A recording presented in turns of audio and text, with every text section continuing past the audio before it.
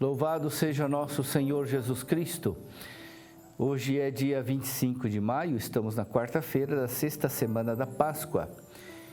A leitura de hoje é de Atos dos Apóstolos, capítulo 17, versículo 15 e versículos 22 até o primeiro versículo do capítulo 18.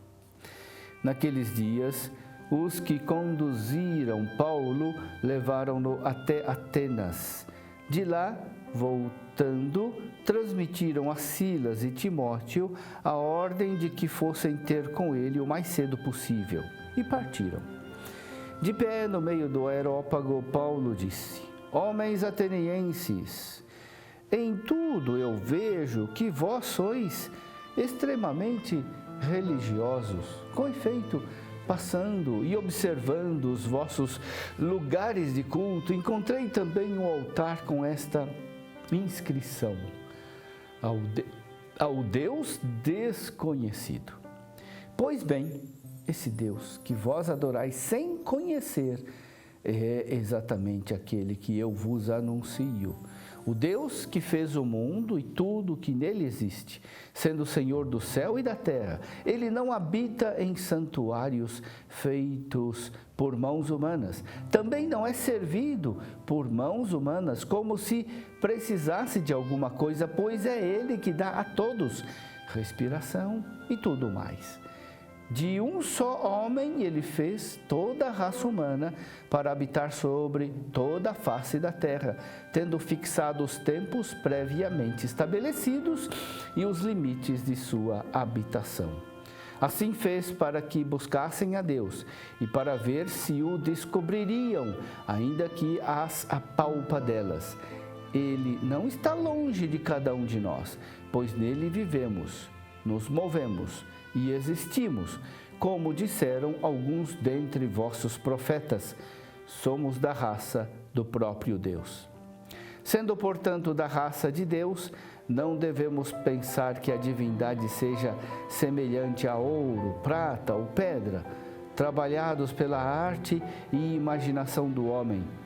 Mas Deus, sem levar em conta os tempos da ignorância, agora anuncia aos homens que todos e em todo lugar se arrependam, pois Ele estabeleceu um dia em que irá julgar o mundo com justiça, por meio do homem que designou diante de todos, oferecendo uma garantia ao ressuscitá-lo dos mortos. Quando ouviram falar da ressurreição dos mortos, alguns caçoavam e outros diziam: nós te ouviremos falar disso em outra ocasião. Assim, Paulo saiu do meio deles. Alguns, porém, uniram-se a ele e abraçaram a fé. Entre eles estava também Dionísio, o Areopagita, e uma mulher chamada Damaris, e outros com eles. Paulo deixou Atenas e foi para Corinto. Meu irmão, minha irmã, o nosso conhecimento tem diversos graus de profundidade. O mesmo vale para o conhecimento da verdade que salva. Podemos conhecer a verdade que salva como uma lição de catecismo. Sabemos de memória que Jesus padeceu e morreu por nós e que ao terceiro dia ressuscitou. Podemos, porém, conhecer a mesma verdade com uma consciência mais profunda do seu significado. Podemos entender existencialmente o que significa ser salvo por Cristo e o que isso muda em nossa vida. É uma grande graça poder entrar dessa forma na profundidade da verdade e da graça que nos é dada pelo Espírito da verdade. Trata-se de um dom que não podemos nos dar a nós mesmos. É um dom que deve ser pedido na oração. Trata-se de pedir que sejamos conduzidos à verdade plena pelo Espírito Santo, de pedir que a verdade que aprendemos se torne uma realidade viva e que nos faça viver uma vida nova. Foi exatamente essa graça que faltou aos atenienses. Os habitantes de Atenas eram pessoas muito religiosas e piedosas. Segundo Paulo, os atenienses conheciam muito sobre a religião. Eles se preocuparam em honrar todos os deuses.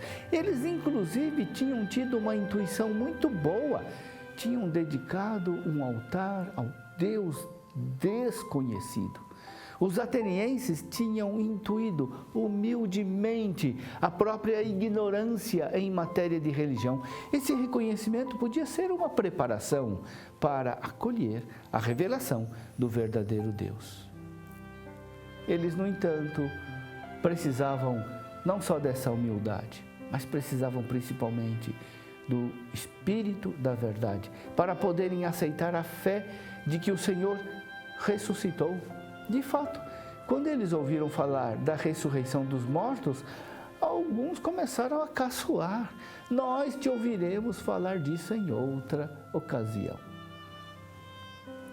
O dom do Espírito da verdade foi concedido a alguns que abraçaram a fé, entre eles Dionísio e Dâmaris. Eles só puderam entrar na plenitude da verdade porque receberam a graça do Espírito Santo. Peçamos hoje para nós a mesma graça que possibilitou a Dionísio e Dâmaris de abraçar a fé. Seja a fé uma realidade viva em nós.